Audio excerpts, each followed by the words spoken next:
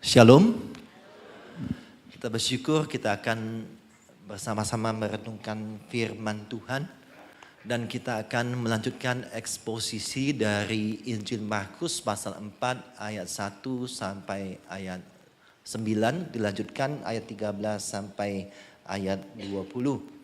Bapak Ibu Saudara sekalian, di tengah-tengah kemajuan teknologi maka terkadang kita bisa membuka handphone, membuka Alkitab elektronik ya di handphone kita. Namun kita juga menyadari kita itu bisa terdistract gitu ya. Begitu masuk WA nanti ada bunyi Shopee. Nah, begitu ya. Nah, itu bisa mengganggu konsentrasi kita, belum masuk WA, pekerjaan dan sebagainya. Saya mencoba mengajak kita untuk kita silentkan HP kita atau kapan perlu tidak usah bunyi getar, suaranya dimatikan begitu ya. Dan kita konsentrasi untuk membaca, merenungkan firman Tuhan. Saya sudah mencoba menampilkan di layar firman Tuhan. Jadi Bapak Ibu dapat konsentrasi bersama kepada firman Tuhan yang saya tampilkan di layar. Kita akan membaca bergantian dari Markus pasal 4 ayat 1 sampai 9, 13 sampai ayat 20. Saya bacakan ayat 1, silakan Bapak Ibu baca ayat 2 dan seterusnya. Demikian firman Tuhan. Pada suatu kali Yesus mulai mengajar lagi di tepi danau, lalu datanglah orang banyak yang sangat besar jumlahnya mengerumuni dia.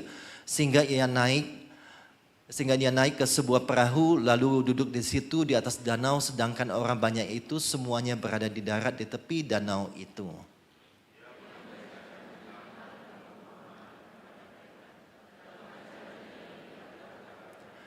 Dengarlah, adalah seorang penabur keluar untuk menabur.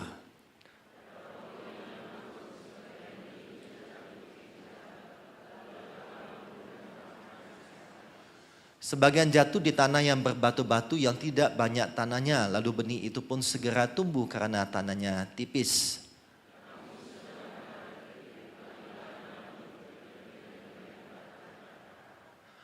Benih lain jatuh di tengah semak duri, lalu makin besarlah semak itu dan menghimpitnya sampai mati sehingga ia tidak berbuah.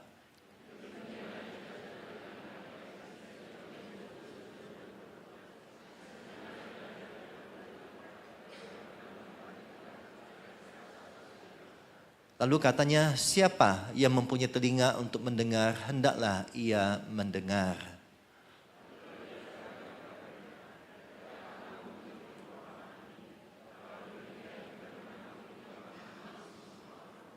Penabur itu menaburkan firman.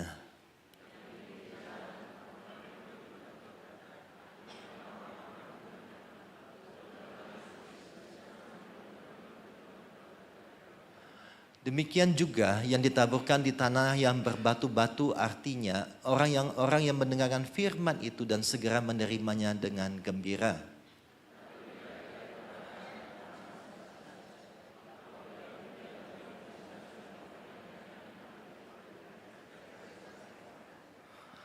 Yang lain ialah yang ditaburkan di tengah semak duri, itulah yang mendengar firman itu.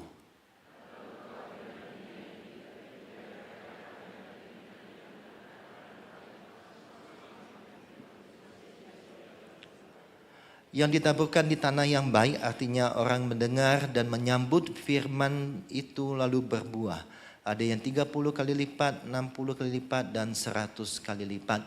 Berbahagialah setiap kita yang membaca, merenungkan, dan melakukannya di dalam hidup kita. Ibu bapak jemaat yang dikasihi oleh Tuhan, satu kali ada sepasang oma opa datang ke gereja, begitu ya. Mereka mengikuti ibadah, begitu ya. Bukan di gereja ini, gitu. Bukan di gereja ini. Tapi kemudian opa ini mulai terkantuk begitu ya, karena kecapean, mungkin karena gula darah yang rendah begitu, mulai ngantuk. Akhirnya si oma pertama kali dia senggol. Dokung, bangun. Kemudian dia bangun, memperbaiki posisinya, kemudian ngantuk lagi. Kemudian mulai diomelin sama si oma. Ini mau beribadah dengan firman Tuhan kok ngantuk. Awas ya kalau ngantuk lagi saya cubit gitu. Pernah ngalami begitu? Kemudian tetap ngantuk juga si opa ini. Kemudian si oma ini cubit suaminya. ini mau dengar firman Tuhan tapi ngantuk-ngantuk, nggak benar begini. Ketika dicubit juga bangun, kemudian memperbaiki posisi, tapi kemudian ngantuk lagi. Akhirnya sepanjang khotbah diberitakan, si Oma berusaha menjaga suaminya supaya tidak ngantuk, berusaha dibangunkan. Nah Bapak Ibu Saudara sekalian, bagaimana respon kita ketika mendengarkan firman Tuhan? Yang benar yang mana? Apakah yang benar si opa itu yang ngantuk? Ada yang mengatakan si opa yang benar? Oh enggak ada. Ada yang mengatakan si oma yang benar? Oh enggak ada. Terus yang benar yang mana? Ayo perhatikan teman sebelah, ngantuk enggak? Ayo bangun. Ya, Bapak Ibu Saudara sekalian, di dalam menyampaikan firman Tuhan, terkadang para pendengar jemaat ketika mendengar itu kadang capek begitu ya, kadang ngantuk begitu ya. Makanya ada yang mengatakan, Pak ayo Pak, kalau bisa kreatif gitu ya, kalau bisa pengkhotbahnya yang menyampaikan khotbah itu ada lucu-lucunya gitu ya, supaya segar tidak mengantuk begitu ya, atau buat kreativitas begitu ya.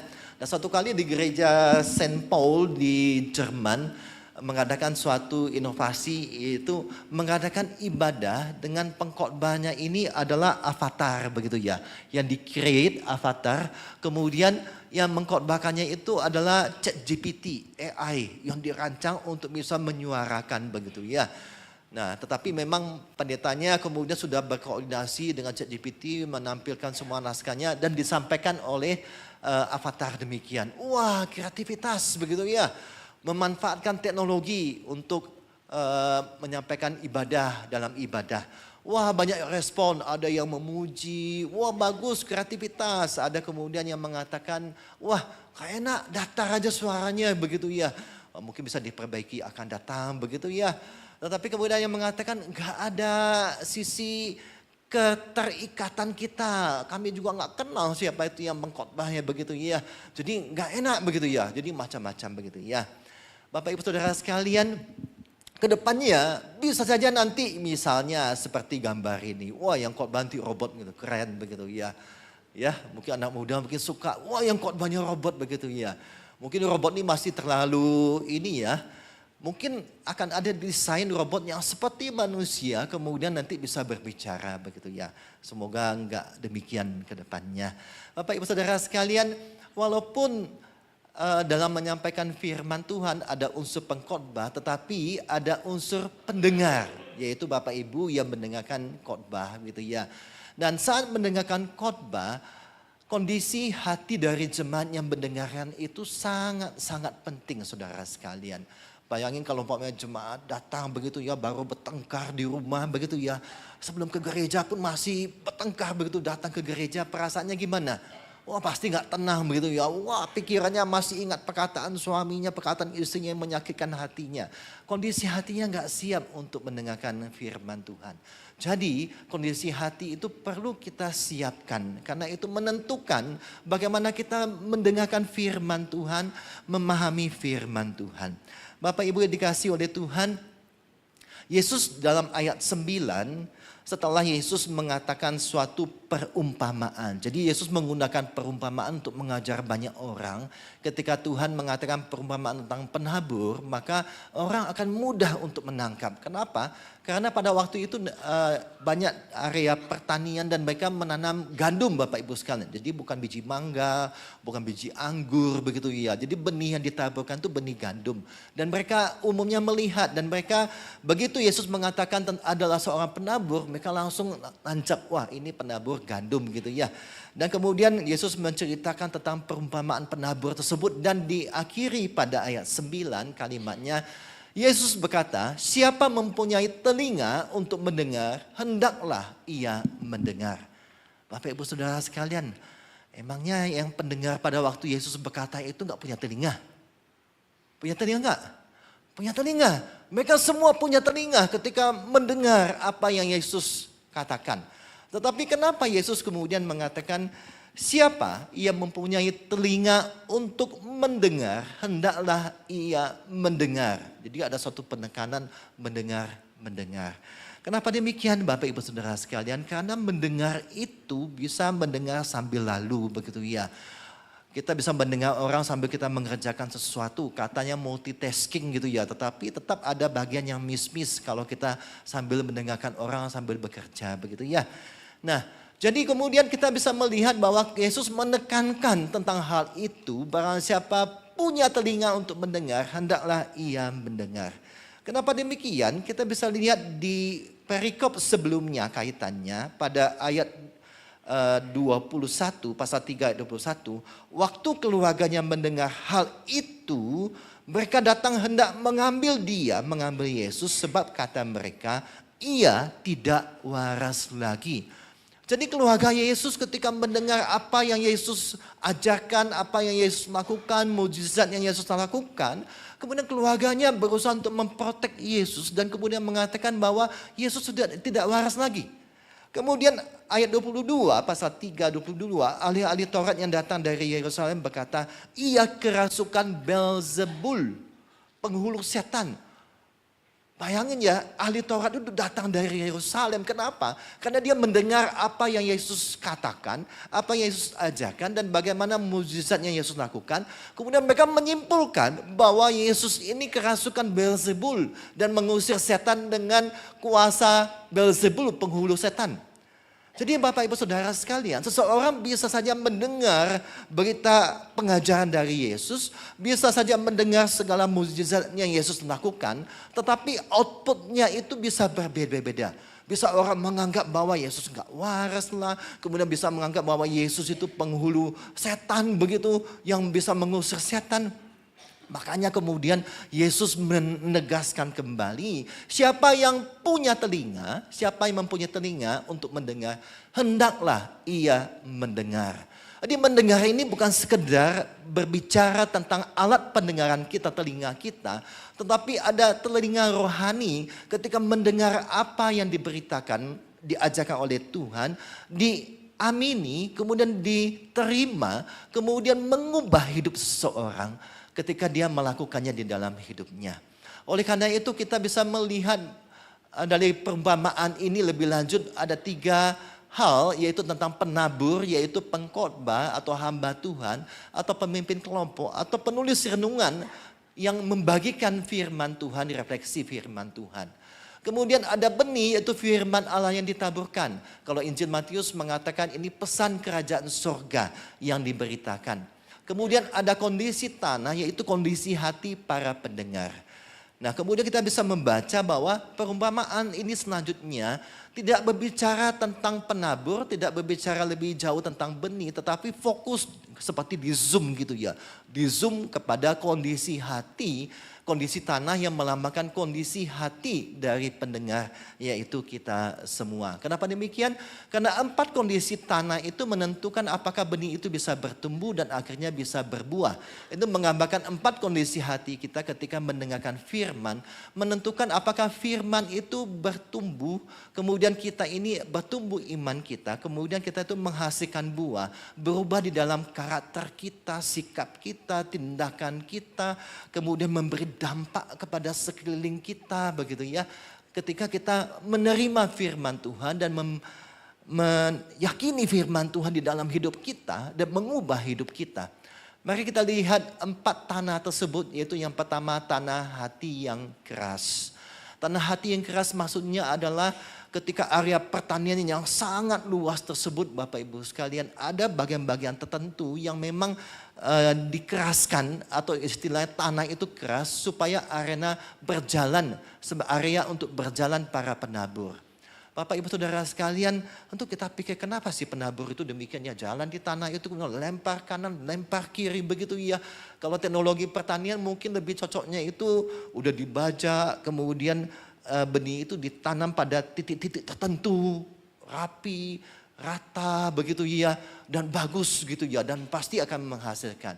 Kenapa mereka melakukan demikian? Karena memang pada waktu itu tanah pertanian itu sangat luas sekali. Dan tidak cukup waktu kemudian kalau melakukan hal demikian. Jadi mereka itu kemudian tanah luas, mereka berjalan di tanah itu, kemudian mereka lempar benih itu, mereka nabur benih itu, tentu mereka harapkan di tanah yang kemudian yang subur. Tetapi tidak tertutup kemungkinan benih itu jatuh kepada tanah yang berbatu, tanah kemudian yang keras untuk berjalan kaki, kemudian jatuh ke tanah yang bersemak duri karena kondisi tanah pada waktu itu termasuk tanah yang bercampur dengan batu, kapur dan sebagainya begitu. Jadi tanahnya macam-macam begitu ya.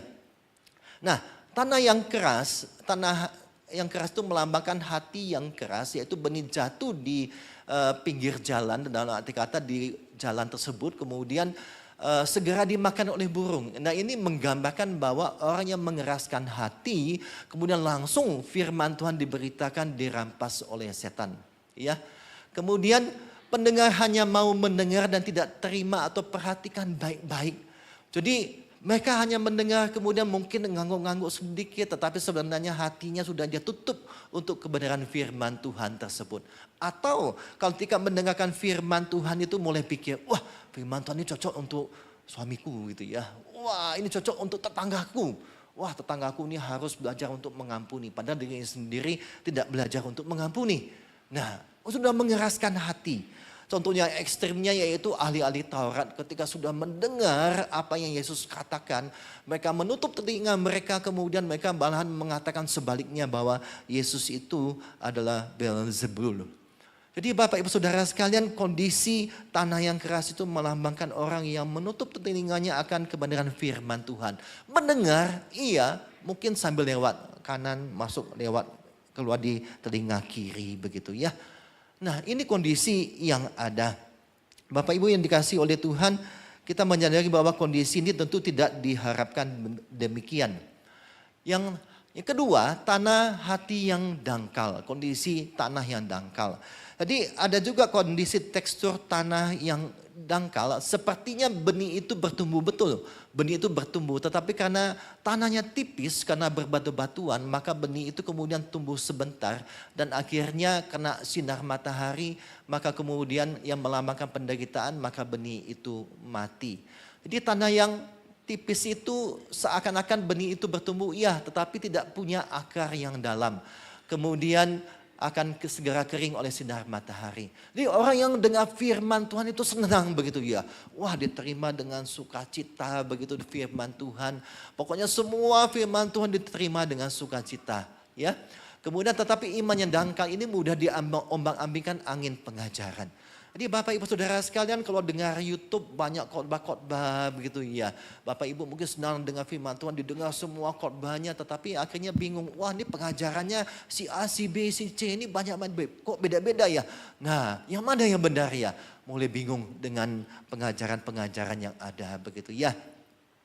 Kemudian tanah yang dangkal tersebut, yang tipis tersebut menggambarkan juga orang yang segera murtad terhilang ketika datang kesengsaraan atau penganiayaan. Jadi misalnya begini, jika seorang kemudian karena sakit penyakit dia sudah berdoa supaya Tuhan sembuh, nggak sembuh-sembuh juga. Mulai melihat tetangganya yang beda iman, beda keyakinan. Loh kok dia berdoa sama Tuhannya kok dia sembuh ya? Kok Tuhan saya nggak sembuh ya? Apakah Tuhan saya pilih kasih begitu? Apakah Tuhan saya ini nggak kurang berkuasa dibandingkan Tuhan tetangga? Kalau begitu saya ingin dong mengenal Tuhan tetangga saya itu karena saya ingin kesembuhan. Segera orang tersebut bisa murtad atau bisa terhilang karena adanya kesengsaraan di dalam hidupnya. Bapak Ibu Saudara sekalian, belakangan ini ada fenomena yaitu orang Kristen yang dulunya Kristen katanya gitu ya. Ada yang katanya majelis, ada katanya gitu. Katanya pernah sekolah Alkitab tetapi kemudian pindah ke keyakinan ke agama lain. Nah biasanya orang yang demikian kemudian tuh rajin diwawancarai begitu ya, kemudian dimasukin di YouTube begitu ya, di IG, di mana begitu ya, tentang kepindahan dia itu seperti spektakuler begitu ya, karena dia meninggalkan iman Kristennya pindah ke iman lainnya. Dan umumnya mereka tuh menjelek-jelekan iman Kristen karena mereka menganggap mereka udah paling tahu iman Kristen, tetapi sesungguhnya imannya itu dangkal dan tidak berakar kuat di dalam firman Tuhan. Jikalau Bapak Ibu punya iman yang kuat berakar di dalam firman Tuhan, yakinlah gak gampang itu kemudian bisa pindah keyakinan, gak semudah itu. Apakah itu karena pasangan hidup? Gak akan semudah itu karena dia berakar kuat di dalam firman Tuhan. Yang ketiga, Bapak Ibu sekalian, tanah hati yang terganggu, distracted. Dalam arti kata, tanah hati yang terganggu ini benihnya seperti bertumbuh. Memang ada tanah mereka tumbuh, tetapi tanah juga ada semak duri yang tumbuh juga bersamaan. Lama-lama mereka bersaing, semak duri dan benih itu untuk bertumbuh, dan semak duri tumbuhnya lebih cepat dan menghimpit dan mematikan daripada benih tersebut.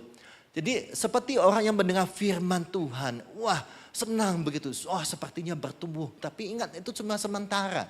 Tetapi dia punya kehidupan yang mendua, Bapak Ibu sekalian. Kalau hari Minggu rajin ke gereja begitu ya. Tetapi kemudian hari Senin sampai Sabtu itu bukan hari Tuhan, hari aku. Jadi dia melakukan segala hal yang menurut dia baik, gak peduli dengan pengisi firman Tuhan, melakukan berbagai hal yang penting akunya ini loh yang bisa lebih meningkat, berjaya dan sebagainya. Ya. Kemudian ada seorang istri kemudian ketika dia lihat suaminya kalau datang beribadah itu, wah persiapannya luar biasa begitu. Pakainya bagus, pakai parfum, kemudian wah rapi begitu datang ke gereja. Begitu pulang gereja, jangankan menunggu hari Senin. Begitu pulang gereja kemudian wah suaminya kemudian cekcok, kemudian memukul istrinya, memaki, kata-kata kasar, tendang. Itu sudah hal yang lazim dilakukannya begitu. Jadi tidak ada perubahan sama sekali. Ketika walaupun rajin ke gereja, tidak otomatis mengubah hidup seseorang. Kenapa? Ya karena mungkin dia teralihkan, terdistrak dengan hal-hal lainnya. Nah, tanah hati yang terganggu ini banyak orang Kristen yang dilumpuhkan oleh kekhawatiran dunia. Satu kali saya ketemu dengan seorang oma gitu mengatakan, oh Pak katanya dunia ini mau kiamat. Lalu bagaimana Pak, bagaimana? Wah. Jadi banyak kekhawatiran dunia yang kemudian mengancam, mengakibatkan seseorang itu lumpuh dan tidak lagi melihat berdasarkan firman Tuhan. Tapi kemudian ada juga yang tipu daya kekayaan.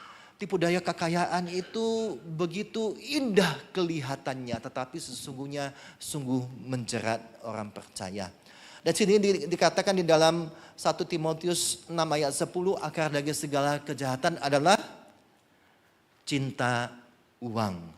Dan karena memburu uanglah beberapa orang telah menyimpang dari iman dan menyiksa diri dengan berbagai kedukaan, berbagai duka. Jadi Bapak Ibu Saudara sekalian, tipu daya kekayaan itu sungguh-sungguh luar biasa. Melanda semua orang termasuk orang percaya. Kita dengar akhir-akhir ini korupsi di negara kita itu, korupsi Pertamina itu luar biasa Bapak Ibu Saudara sekalian. Bahkan ada anak-anak Tuhan yang terlibat di dalamnya. Sungguh suatu hal yang sangat miris Bapak Ibu sekalian kalau mendapati kenyataan-kenyataan demikian. Kemudian apalagi keinginan akan barang dan hal tertentu Bapak Ibu sekalian. Ketika menginginkan barang atau hal tertentu, tapi kemudian ketika kita menginginkan barang tertentu tersebut, barang branded misalnya, saya bukan mengatakan tidak boleh pakai barang branded, tapi kalau kita menempatkan keberhargaan diri kita pada barang branded yang kita pakai, itu jadi keliru saudara sekalian. Dia rasa keamanan, kenyamanan kita itu kalau kita tempatkan pada sesuatu barang kepemilikan kita atau hal tertentu atau prestasi kita dan itu yang kita banggakan, itu kita salah menempatkan Bapak Ibu Saudara sekalian. Satu kali Rick Warren itu pernah menuliskan dalam sebuah buku, wah dulu ketika mahasiswa ada teman dia yang rajin olahraga football American gitu ya. Ketika mahasiswa penuh dengan piala-piala yang sangat besar begitu. Wah dia bangga sekali dengan piala-piala tersebut. Tetapi satu kali dia balik lagi ke kampung halamannya, ternyata piala itu ada di mana? Di tempat sampah. Karena sekolah itu sekian lama perlu melakukan pembersihan, akhirnya piala-piala itu dibuang saudara sekalian. Jadi kalau kita menempatkan sesuatu, keberhargaan diri kita pada benda-benda, maka kita akan kecewa Bapak Ibu Saudara sekalian. Demikian juga kalau kita punya handphone yang canggih, wah kita mengatakan, wah nanti lewat HP ini saya bisa membaca Alkitab dimanapun saya berada. Tetapi itu umumnya teori Bapak Ibu sekalian. Prakteknya, wah bisa baca WhatsApp 1 jam, bisa lihat IG, Reels gitu 1 jam, TikTok bisa 2 jam, main game bisa 2 jam. baca firman Tuhan, gak sempat. Ingat, barang yang kita punyai kemudian bisa mendistrak kita, mengalihkan kita, kemudian membuat kita tidak mencintai firman Tuhan dan kita dilumpuhkan oleh hal-hal tersebut. Yang keempat, Bapak Ibu sekalian, tanah yang subur. Tanah yang subur itu melambangkan tanah yang baik untuk pertumbuhan benih sehingga bisa berbuah 30, 60 atau 100 kali lipat. Bapak Ibu sekalian, umumnya pertanian pada waktu itu hanya targetnya maksimal itu cuma 10 kali lipat. Tetapi Yesus mengatakan suatu perumpamaan ini untuk mengajarkan, hai orang percaya, hai murid-muridku, kalau kamu hidup di dalam firman Tuhan, kamu bisa melampaui dari hasil panen itu yang cuma 10 kali lipat. Bisa 30, bisa 60, bahkan bisa 100 kali lipat di dalam hidupmu. Jadi hidup orang percaya yang tertanam di dalam firman Tuhan, menghidupi dan melakukannya, maka itu akan berbuah sangat lebat. Dan kemudian menjadi berkat, berdampak bagi orang di sekelilingnya. Yaitu hati yang mendengar dan menyambut firman. Injil Markus mengatakan tanah yang subur itu seperti hati yang dibukakan untuk mendengar, menyambut firman Tuhan. Kalau Injil Lukas itu mengatakan menyimpan firman di dalam hati.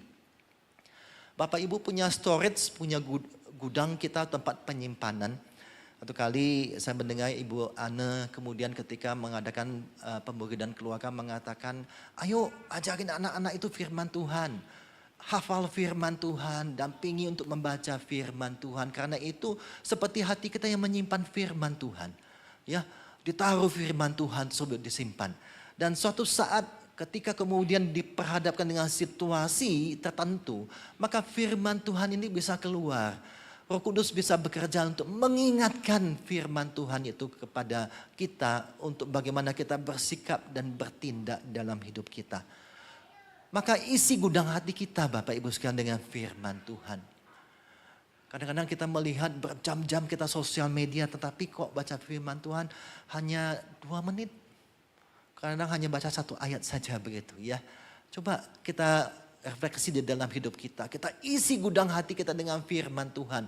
Maka pada saat kita membutuhkan diperhadapkan dengan situasi yang sulit sekalipun. Maka firman Tuhan itulah yang tidak berubah yang akan menopang hidup kita. Bapak Ibu Saudara sekalian, ada sebuah survei kemudian melakukan bagaimana cara kita penelitian, bagaimana kita mengingat menyimpan firman Tuhan. 10% dari apa yang kita baca, 20% dari apa yang kita dengar, 30% dari apa yang kita lihat, 50% dari apa yang kita lihat dan kita dengar. Jadi kalau saudara datang ibadah dengan firman Tuhan itu sekitar 50%. Tapi itu ingat hanya waktu ketika hari itu. Hari selanjutnya mulai berkurang lagi begitu ya. Makanya ditanya firman Tuhan minggu lalu apa? Wah gak ingat lagi Pak. Siapa yang khotbah juga saya gak ingat Pak. Gitu. Ya, itulah kenyataan diri kita. Tapi ingatan itu bisa 70% ketika kita katakan melalui kita berbicara gitu. Apa yang kita dengar kemudian kita sharing lagi kepada teman gitu ya. Aku dengar firman Tuhan tadi di gereja demikian loh. Ayo kita rajin baca Alkitab, baca firman Tuhan yuk. Nah, tapi 90% apabila yang kita katakan kita lakukan sesuatu. Atau kita katakan yuk sama-sama kita PA yuk kita baca firman Tuhan. Kita sama-sama menggali firman Tuhan. Itu lebih banyak yang bisa kita dapatkan, kita cantolkan di pikiran kita. Bapak Ibu dikasih oleh Tuhan, kesimpulannya adalah firman Tuhan itu tetap akan diberitakan melalui cara apapun oleh siapapun. Tetapi yang penting seperti Tuhan menzoomnya yaitu adalah respon kita sebagai pendengar. Agar kita itu menerima. Agar kita menerima, mengerti, menyimpan dan taat melakukannya di dalam hidup kita. Rasul Yakobus mengatakan hendaklah kamu menjadi bukan hanya pendengar tetapi pelaku firman Tuhan. Saya menutup dengan kisah Josh Muller. Ketika muda, Josh Muller ini adalah seorang pemuda yang suka berbohong, suka tipu sana tipu sini, kemudian suka mencuri Bapak Ibu sekalian. Wah keluarganya tuh malu ya. Ini anaknya yang masih muda suka nyolong gitu ya. Kemudian bohong sana bohong sini. Ketika sama-sama ke gereja, hari Minggu ke gereja. Tapi pulangnya ada saja yang dicuri begitu ya, dibohongin begitu. Wah keluarganya malu, jemaat yang tahu juga rasanya malu begitu ya. Tetapi suatu saat Bapak Ibu sekalian dia ikut KKR dan firman Tuhan diberitakan, ternyata dia menerima, menyadari bahwa dia berdosa, kemudian dia terus belajar firman Tuhan, dia lakukan di dalam hidupnya, kemudian dia mencari hidup ini sangat jangan disia-siakan dengan cara hidupnya yang sia-sia begitu. Ada hal yang harus dilakukan. Dia bertanya sama Tuhan, apa ya Tuhan harus saya lakukan? Akhirnya dia menyadari bahwa Tuhan memanggil dia menjadi seorang misionaris. Dari Jerman dia pergi ke Inggris. Tetapi bukan pergi ke tempat-tempat pedalaman-pedalaman desa begitu, enggak. Tapi dia pergi ke sebuah tempat, kemudian dia melihat di sana itu banyak anak-anak yatim, anak piatu atau yatim piatu. Dan dia kumpulkan dan dia didik, dia asuh Bapak Ibu sekalian. Dan selama hidupnya dia merawat lebih dari 10.000 anak yatim piatu. Mendirikan 100 sekolah, menolong ratusan ribu orang. Sepanjang hidupnya. Prinsipnya satu, dia tidak pernah minta uang kepada manusia dan hanya bersandar kepada Tuhan. Inilah George Muller. Ya, dia menghidupi firman Tuhan, dia tahu bahwa ada hal yang harus dilakukan, hidupnya harus berdampak. Wah Pak, itu kan George Muller Pak, 10.000. Bapak Ibu Saudara sekalian, George Muller itu bukan langsung 10.000. Dia mulai dari satu. Oleh karena itu, lakukanlah firman Tuhan. Berdampaklah bagi sekeliling saudara. Gak usah yang besar-besar, kecil-kecil. Apa yang bisa dibantu orang begitu ya. Berbuat kebaikan, mengasihi, mengampuni yang kecil-kecil. Dan kemudian saudara akan menyaksikan bagaimana Tuhan bekerja di luar biasa di dalam hidup saudara. George Muller kemudian memberikan 4 nasihat dia dalam autobiografinya. Dan dia mengatakan yang pertama, carefully read the Bible. Bacalah dengan penuh perhatian atau hati-hati, penuh pengertian. Bacalah dengan seksama firman Tuhan dan meditasilah firman Tuhan. Direnungkanlah firman Tuhan itu. Kemudian yang kedua dikatakan jagalah hati yang lurus dan hati nurani yang baik di dalam hidupmu. Yang ketiga dikatakan biarlah imanmu diuji.